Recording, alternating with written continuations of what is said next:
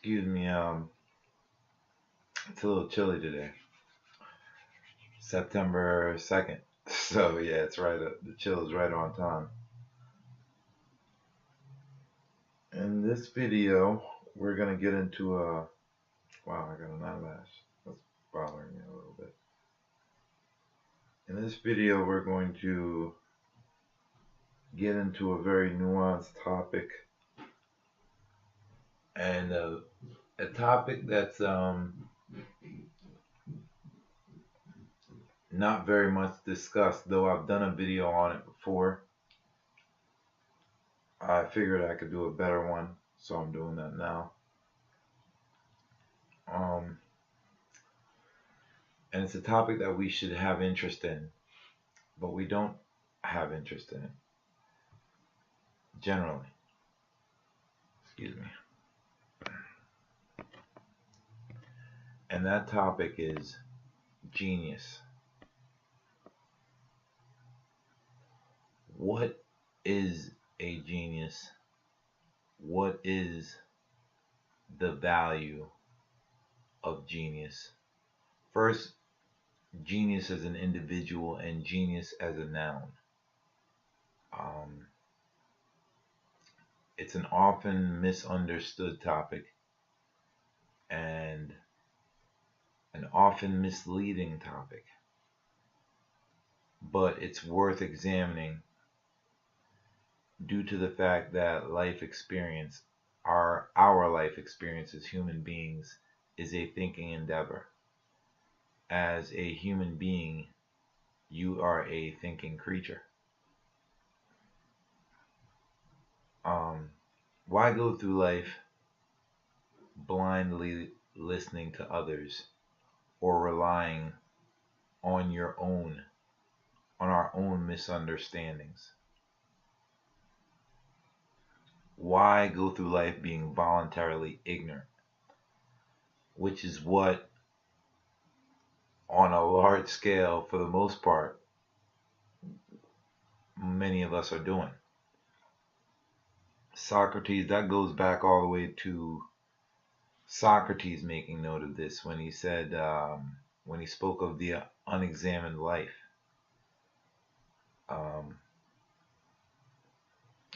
So we want to take a look at genius.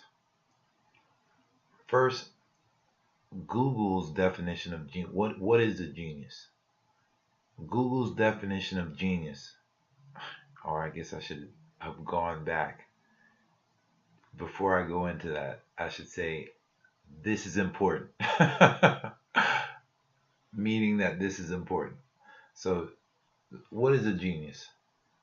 Google's definition of genius is an exceptional intellectual or creative power or other natural ability. Its second definition of what is a genius is a person who is exceptionally intelligent or creative, either generally or in some particular respect.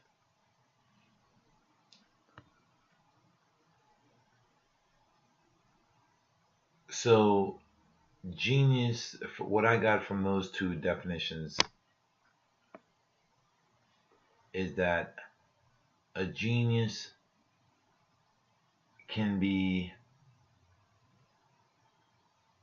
such a thing in more than one aspect.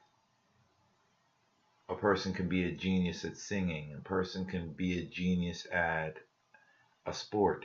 A person can be a genius at other entertainment, other forms of entertainment. A person can be a genius at being a construction worker. A person can be a genius cook. A person can be a genius student. A person can be a genius orator. And we should also consider the fact that it also applies the other way to negative things as aspects as well, such as a person can be a genius murderer. A person can be a genius liar or conniver. a person can be a genius sophist or pundit. So when we're looking at what is a genius, we often attribute it to a high IQ. But is this true necessarily? Having a high SAT score or whatever aptitude test that's being currently administered to advance people to prominent positions in society. Does a genius write a lot of books? Is a genius more organized than the average person? Is a genius a person who receives accolades or degrees? A Nobel Prize, maybe. Is a genius a savant?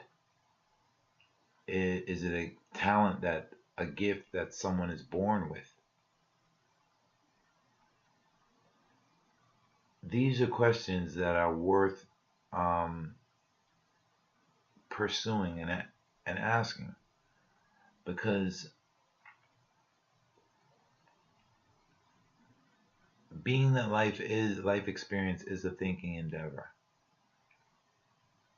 we should rectify what it actually is to be intelligent. And in order to do that, we have to try to recognize genius. We have to try to find the commonalities of genius. But in further asking the question of what is a genius, is it a stereotypical nerd in a lab coat with a pen in their shirt pocket?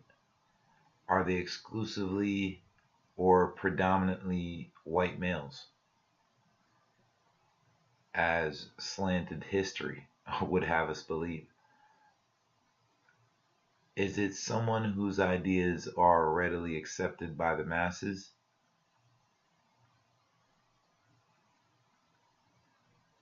Is it a person that is it a well-off-to-do person? Are they a person with a high salary to reflect their high IQ? Are they famous? Are they well known? Do they have to be acknowledged by society in order to be a genius? You hear words thrown around like mediocre or exceptional or rational. But who are these people that are saying these words? And on what basis? What standard is this being judged by? On what grounds? Common knowledge, maybe?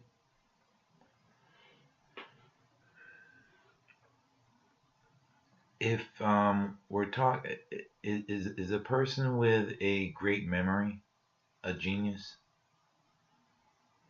We often get that confused. Like in the show Jeopardy, where they demonstrate not only memory, but also quick recall capability. How about having a large vocabulary? Is that being a genius on its own? It certainly helps. I can't argue that it does help. But on its own, I'm not sure that makes you a genius. That's just memorization. We all have that capability. Maybe not the ability of the fastest recall. We may vary in speeds of memory recall, but the ability to memorize, I'm not sure if that should designate someone as exceptional.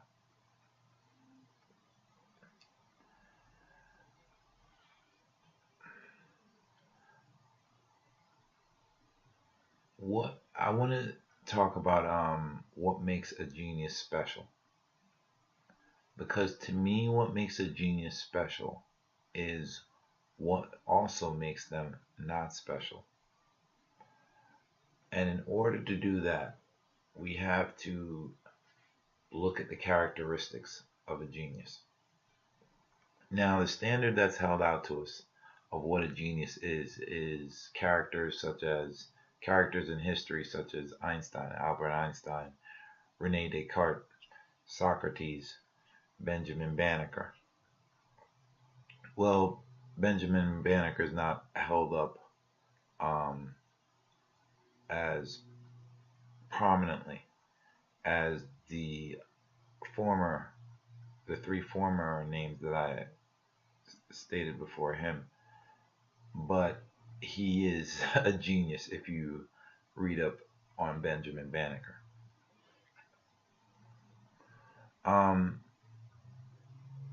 The same thing that makes a genius special is also what makes them not special. But we're about to get into the characteristics. Work with me here. I'm all over the place. But we're going to examine this topic in all its nuances. We have to look for the characteristics of genius. Now, first, let's talk about your qualification, our qualification generally as a human population to recognize genius. Genius, for all intents and purposes, regardless of the standards that are held up in front of us in society of academia and scholars and intelligentsia and the Ivy League, genius is generally, if you look throughout history, it's generally recognized late. Genius as a noun. It's oftentimes long after the individual has passed that genius is recognized, that their genius is recognized. Very few are recognized in their time as Einstein was, or Michel Foucault. So to me, what that indicates, and that's telling, because what that tells us is that not only is collectively the general public of any era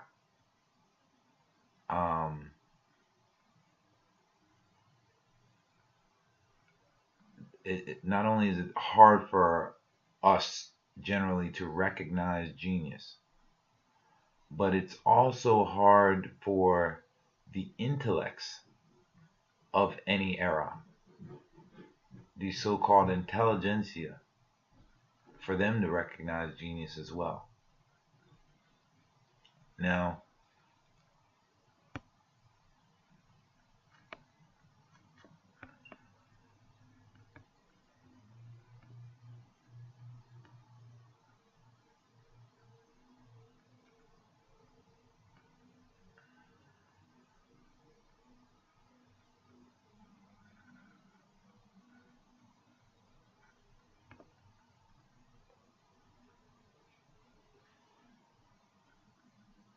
the characteristics to look for within genius, another characteristic to look for genius. And first, I guess, before we go into that, I should remind you that it is to your benefit, it is to each of our individual benefit to always check for genius and to pursue the goal of genius as well. Now, the characteristics of genius. First off, geniuses are unconventional. They never stick to the ideas of the status quo. If you look throughout history, all the celebrated, let's take the celebrated philosophers, all of them are individuals who stood up to the status quo of their time. Geniuses don't see things the way others do. They recognize or identify certain uh, things that are wrong, things that just aren't right, or that seem odd.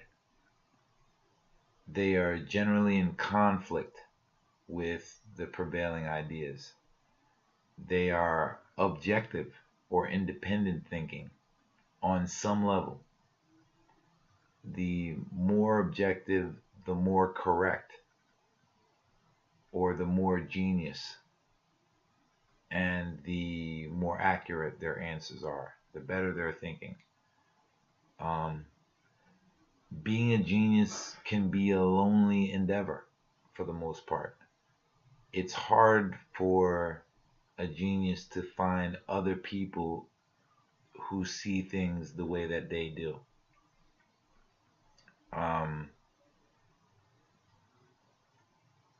Most people are so caught up in, they've been brought into the world on inherited ideas, learning inherited ideas, and they go through life having gone through school where they're not just learning education, but for the most part, education is teaching them how to be a conformist rather than a thinker. You always hear nowadays someone criticizing what the need for more, why we have it, why there's a need for more critical thinking within education. But this is lacking due to our country being a capitalistic one, and the need to create high level consumers. If you have a population of thinkers, they're not going to want to focus on buying things, especially unnecessary things. Okay, so another characteristic of a genius, or what we should be looking for in a genius, is that it's someone who's seeking truth.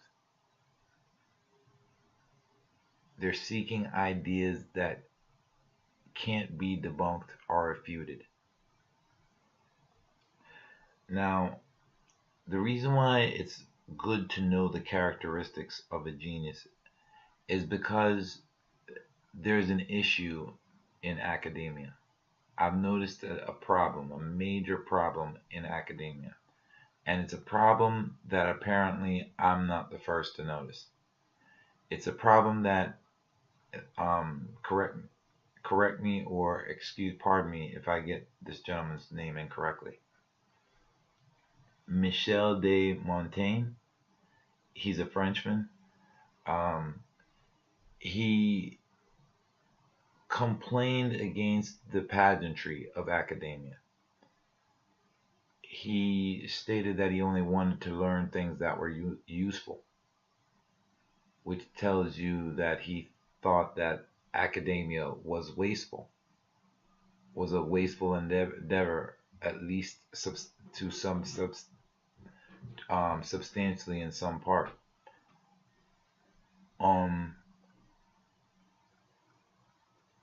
He said that only that makes us feel better is worth understanding. I don't agree with that, what he says there. I'd rather say only that makes us better is worth understanding, because I want to focus on the value. Life is about the value of things. And emotions, they have their importance, but when we focus on what makes us feel better, that ends up being the society we have today, one that focuses on desires. And desires is not something that is the top priority. Need would be the top priority. he also stated that we are richer, each of us are richer than we think, each one of us. And I do agree with him there. He means in terms of us having the capability of being smarter than the general public exhibits. Excuse me. Pardon me. Now, he also went on to say that difficulty is a coin which the learned conjure with so difficulty is a coin which the learned conjure with, so as not to reveal the vanity of their studies, and which human stupidity is keen to accept in payment. So he's already calling out the intelligentsia of his time for their pretentiousness to know everything when knowledge is something that is constantly progressing. Now, the difficulty there is that he cannot be discounted as some figure of the past speaking about the past. Unfortunately, human behavior carries, and his words, his critique applies today as well. Now, human geniuses, we should remember, are still human. They are capable of mistakes, and when they fail to remember this and remain conscious and vigilant of this, it can affect them adversely as well as their ideas. Each of us must engage in honest self-skepticism due to the fact that we're fallible by nature.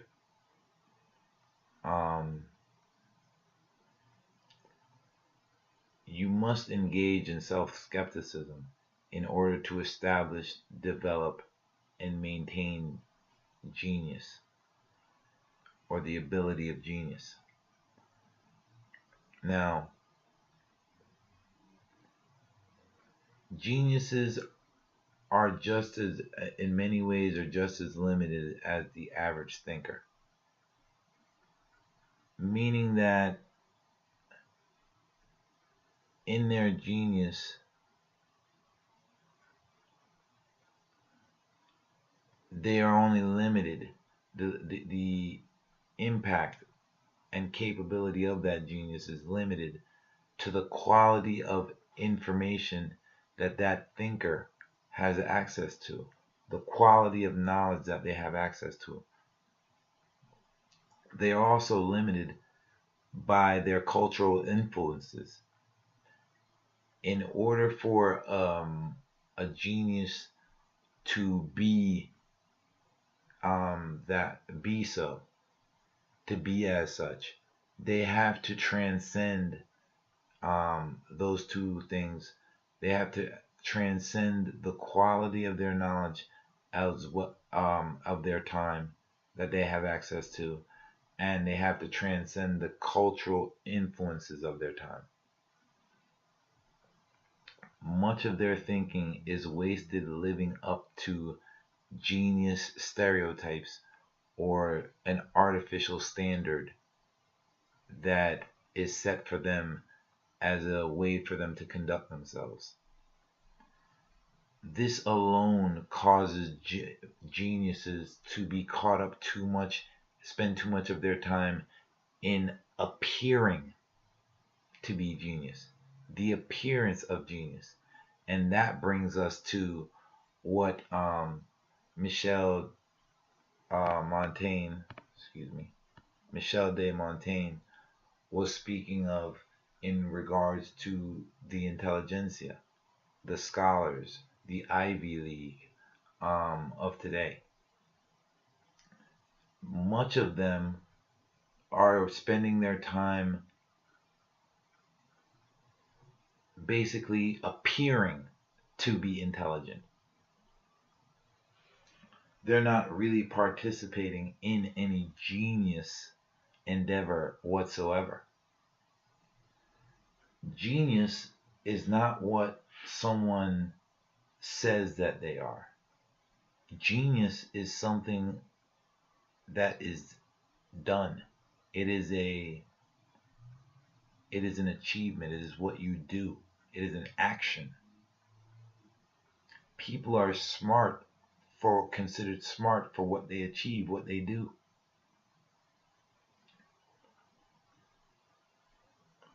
Now, before we get into the value of genius, excuse me.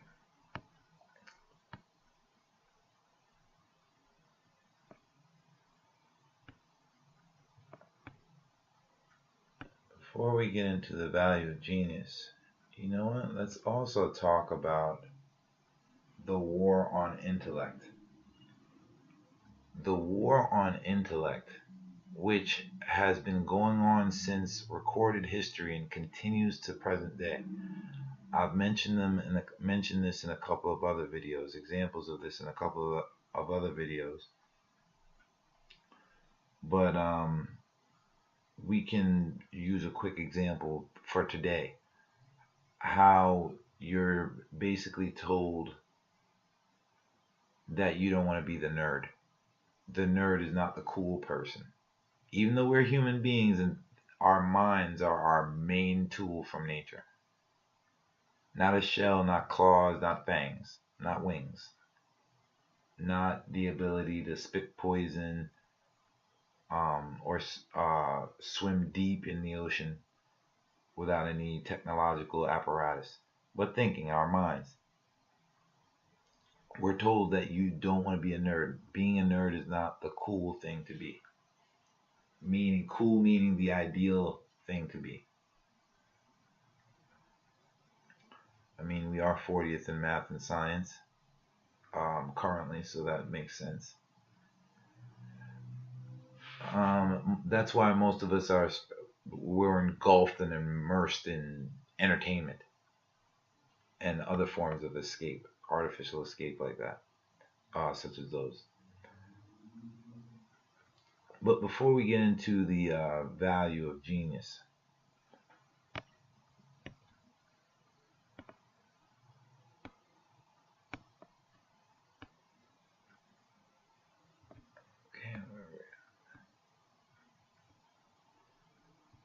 let's talk about knowledge.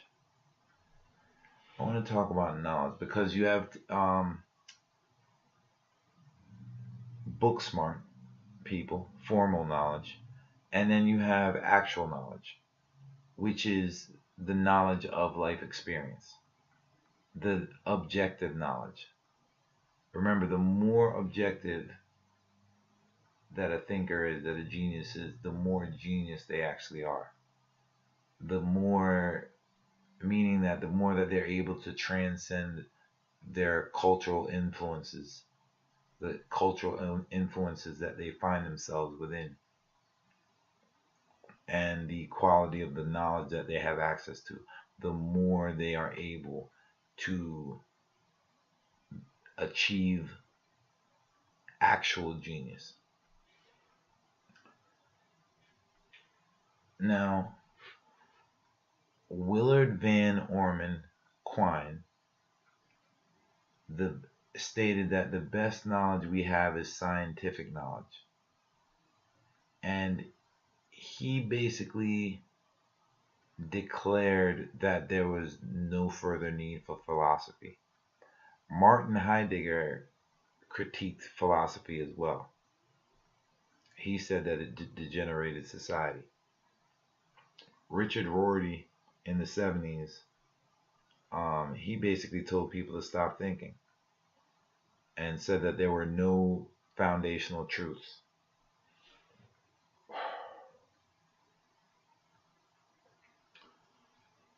Those would be further examples of the attack on intellect, the war on intellect to this day. People telling you that you should not think, basically. I hear something I found in my notes. Alasdair MacIntyre. He stated that rationality is constrained within tradition, not structured to achieve reasonable solutions to problems without being in a tradition. So even he noticed that geniuses, for all intents and purposes, have a tendency to be locked within a box, to think within a box, no matter how much they claim to ask questions or be open-minded. The proof is in the pudding of their work. The proof is in the substance of their work. Like, say, take for instance Sir Francis Bacon. He proposed the use of the scientific technique, but then at the same time, in the next, but then also thought that monarchy was the best form of government. So, which we all know is a dictatorship. So I don't know how he could have thought that that would be the best way forward. But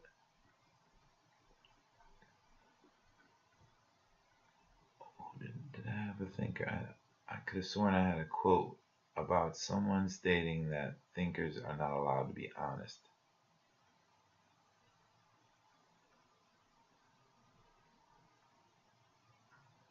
It wasn't Mr. Montaigne. Okay, so we'll scrub that. Since we can't find that, we'll call that hearsay for now. But in my opinion, I can't, due to cultural influence, I don't think of any thinker is really allowed to be honest. If you, for example, Hobbes was commissioned by the king to give reasons, examine why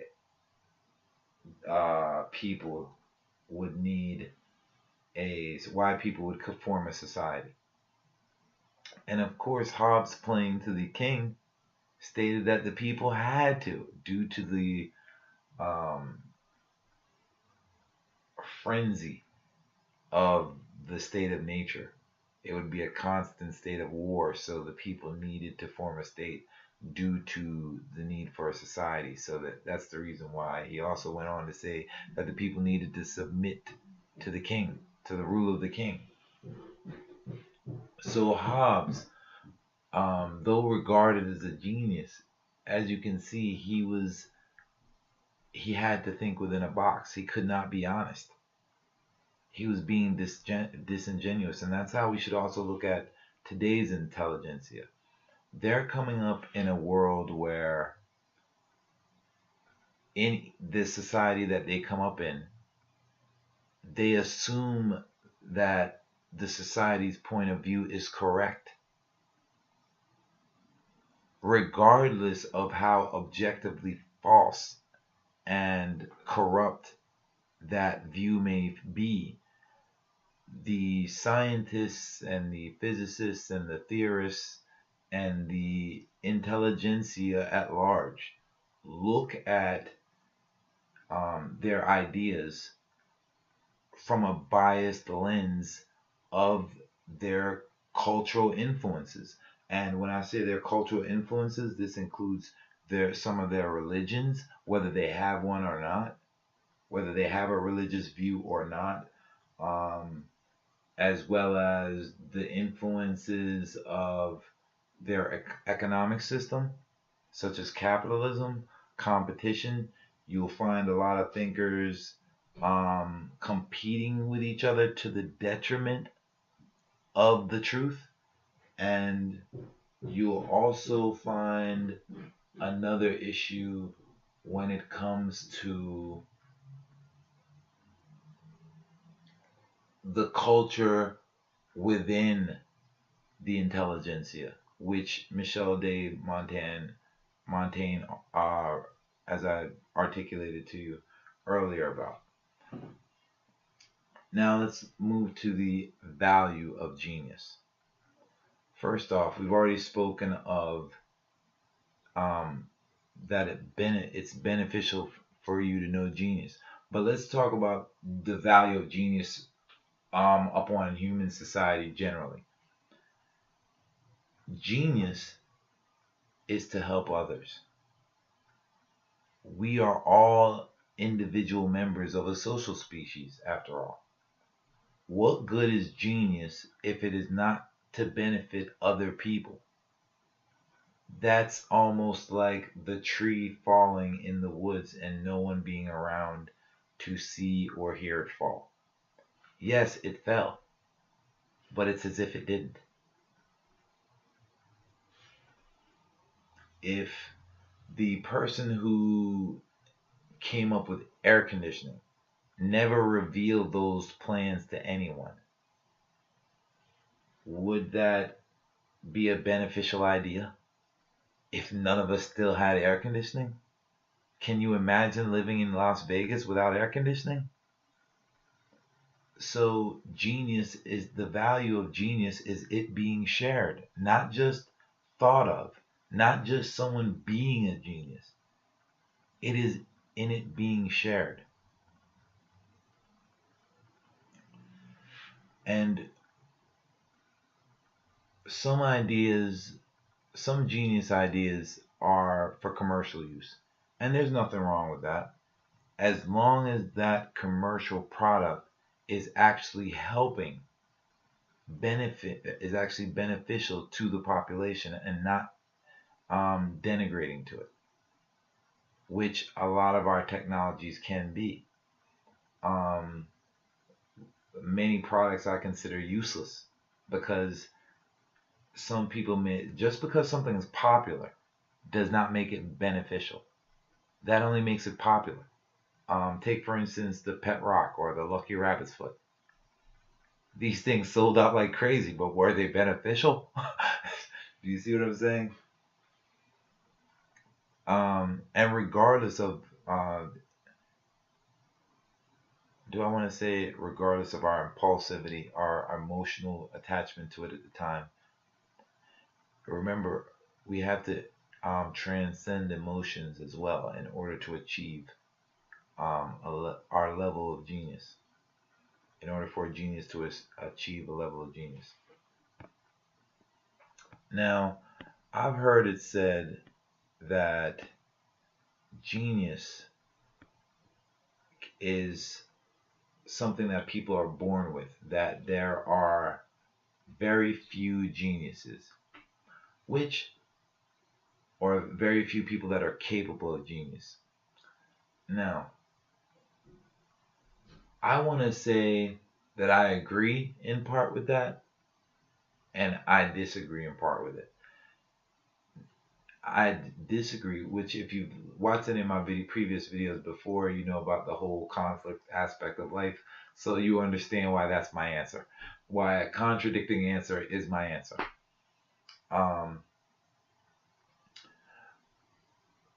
I agree that very few people are geniuses in life. But I disagree with that statement because to me, from my view, genius is something that is achievable by every healthy human being. Genius to me is like the difference between human beings to the other animals, except not as wide as a gap. The disparity is not so wide. It's just levels of thought, really. If you think about what genius really is, let's really look at what genius really is. Genius is an order of operations. Genius is an ability to look at things from all facets, to think of things, to delve deep into a topic, to delve deep into an idea. Genius is to be creative.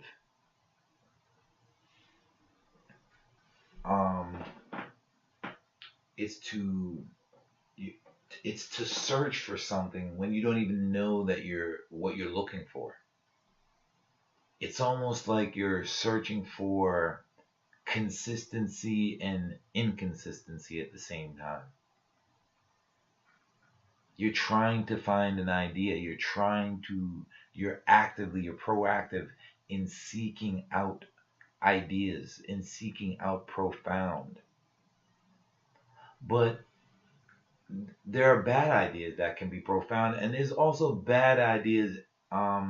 There's also value in bad ideas. Bad ideas teach you not to repeat them. Bad ideas teach you that there are bad ideas, so that it does provide value of do not repeat that idea. That didn't work. Let's try another configuration. So there is value in bad ideas. So there is genius even in having bad ideas, as long as those bad ideas are learned from and seen and viewed as mistakes, considered as mistakes, and as bad ideas. So genius is really a search to be right, a search to be correct. Because what good is someone who goes around telling ideas simply that sound good, or profound ideas that are wrong? Should we consider that person a genius, really? We can consider them on the scale on some level, but what the person that they say is mediocre is on the scale of genius at some ordinate. So that's not really a distinction. Speaking for myself, and this is going to sound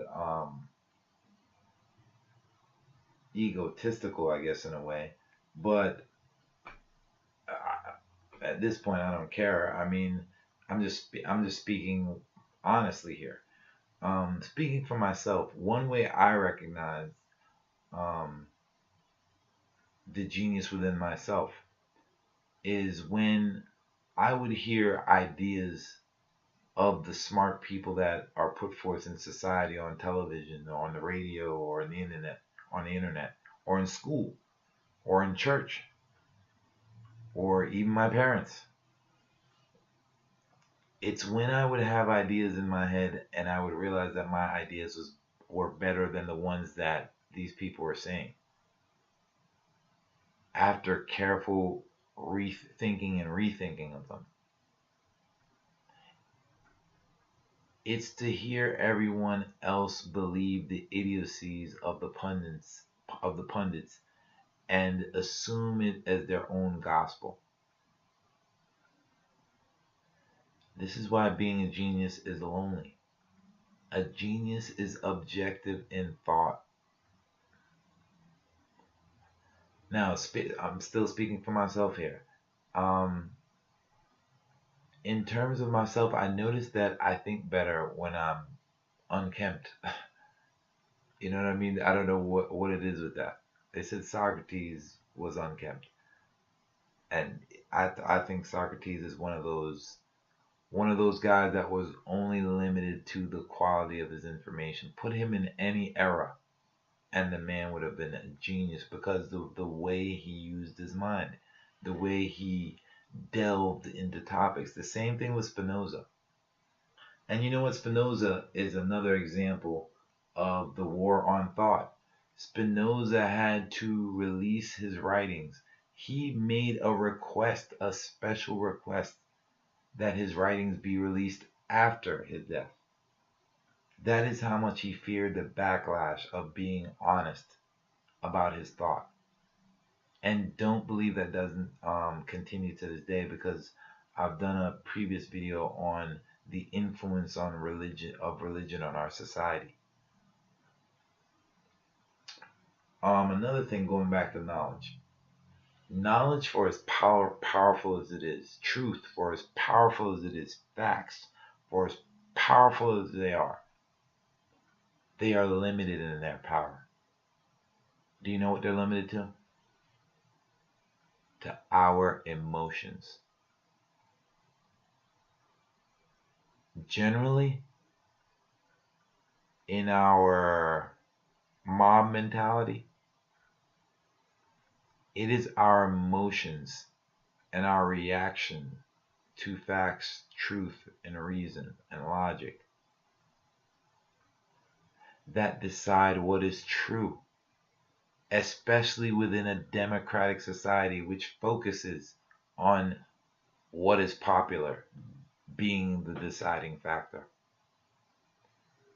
And please believe that this also runs all the way to the intelligentsia.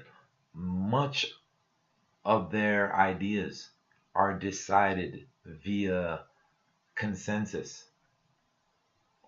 A lot of their work is decided through peer review, has to be first decided by a committee whether they're going to even publish your work or not.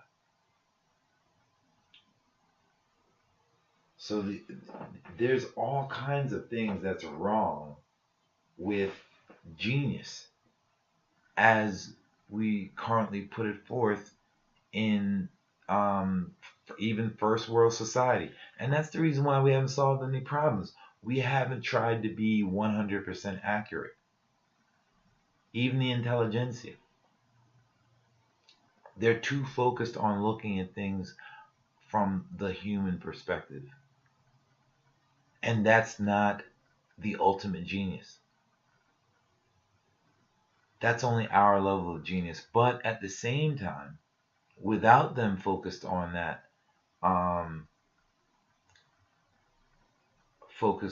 human characteristic of genius, we wouldn't have reached to the point where some mind could have came along and capitalized on this all this knowledge that's been amassed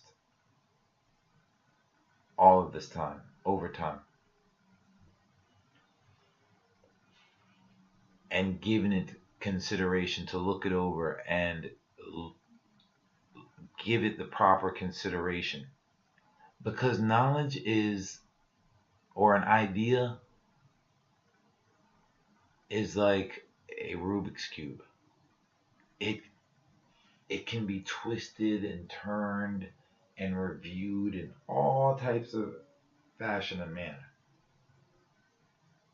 It can be taken apart, put back together, subtracted from, added to.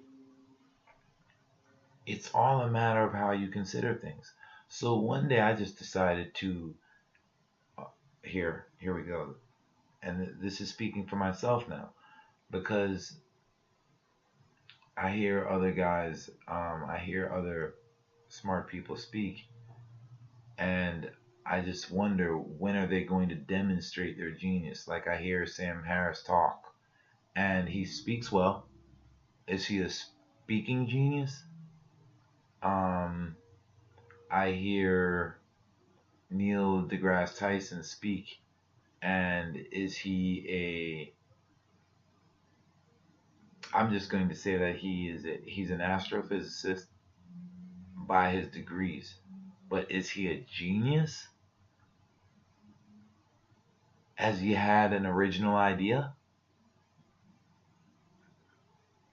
Because remember what Google's definition of a genius was. Creativity is involved in there somewhere. I hear Richard Dawkins speak, but he still speaks of from an atheism point of view, even though he proposes that human beings are robots. Who else is there? Oh, I hear What is my guy? Um, I don't even want to sound insensitive, so let me look him up for myself. I do not want to sound insensitive. I will find him here for a moment for you.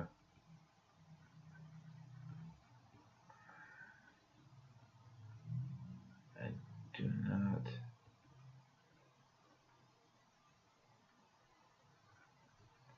You guys probably already know who I'm looking for.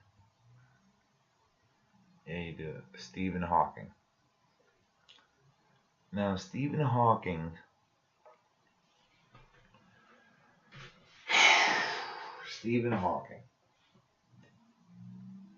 You know what? He is a genius in thought. He has had a few good ideas, and a few of them have been very creative. I've already done a video about against his wanting us to seek out some new home planet. But other than crazy ideas like that and aliens, his idea of aliens, there being aliens, I don't really go at Stephen Hawking much, but I do question his genius because this is my problem with the geniuses, that the people that we consider geniuses, many of them. I notice that they look out in life experience, and they seek to solve problems in space when they live in society, a society filled and riddled with problems. I, I'm lost by that. Why are we trying? Why would these gentlemen, or some are ladies, but why would these individuals seek to solve a problem that is at a distance, rather than the mosquito that was biting them right there on their arm, figuratively speaking? I don't get it. But in closing, I wanted to say that it's my view that genius can be developed. That if we look at what genius is, how that it's a matter of reconfiguration of things, of the things that you consider, the ideas that you consider, looking at them from multiple views and thinking to deeper and deeper levels on ideas. The ability to calculate and calculate correctly. Though we are fallible, we also have the ability to be self skeptical. You can go back and rethink your ideas. You can, in other words, a real genius is someone who takes that their ideas are wrong from the beginning. And even no matter how logical that they seem, they continue to rethink, continue to vet that idea until it proves itself to be irrefutable, until it proves itself that it cannot be debunked.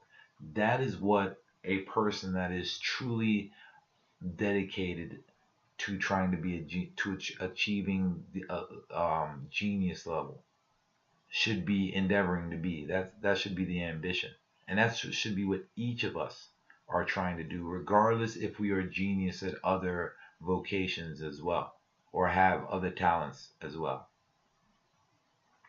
In my case, I noticed that it was my genius was like awakened. Um, my friend, guy that I know that I consider very smart, had told me that he considered that I was smart. And it is then that I thought to myself, well, let's see if that's true. And then I started listening to other people that were considered smart, and I started comparing my ideas to theirs. or I would listen to their ideas, and I would always find my mind considering whether what they were saying is true or not, or does it make sense or not, and if it doesn't, what was wrong with it. These are things that the average person can do. These are all things that the average person can do. There is no difficulty to that whatsoever. Now, is it tedious? Does it require silence and spending time to yourself? Yes, it does. But to me, genius doesn't have to be an exclusive or lonely thing, lonely vocation on its own. It by definition, if we're all capable of it, it's just a matter of encouraging, or excuse me, harnessing that talent, that ability in everyone, which could be done through encouraging genius rather than the prevailing notion in society of being a nerd is not cool. Nobody wants to. Nobody likes a Mr. Know-it-all. Um, and things like that. The war. If we could put an end to the war on genius, it's it's a goal that as a society we should be striving for. It makes sense to create a smarter population. The only reason why a smarter population, an intelligent population, a genius population, which, if you think about it, is what the human being was intended to be. We start out as a blank slate, we die with more knowledge than we started with, a better understanding of how to use our minds, how to think by the time we die. Is that not development? So, in my mind, we are set to develop to a potential of um a folk, excuse me, a top goal of genius, a top goal level of genius. And this level is one that I believe that I've found, but you're also capable of reaching this level as well. And that level is objective genius. It's the natural genius, the genius that exists in nature. And once you see that level of genius, once you reach that level of genius of looking at things from an objective lens, an objective vantage, you start to see that it's no point in giving anyone credit for their ideas, not for their inventions, not for their um, thoughts, not for their concepts. And the reason why I say that, you would recognize that it is nature that is the actual genius, that all of those things already exist. The very fact, anything that comes in reality has to already exist in the substance of time as a possibility, or it could not become an outcome. It could not become realized. It has to be already out there in um, time.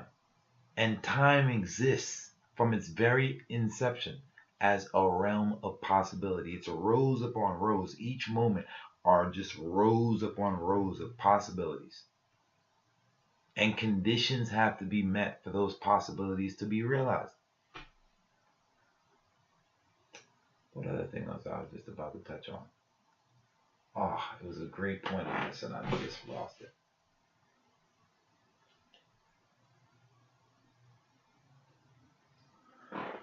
All right, so possibilities being realized.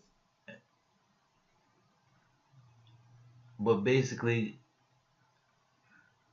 when you look at life from an objective view, you start to see that life is not as we perceive it to be. It's not how we understand it to be. Life has its own order. Has its own intention. Life, each motion is based on a reason, and not just a biological reason.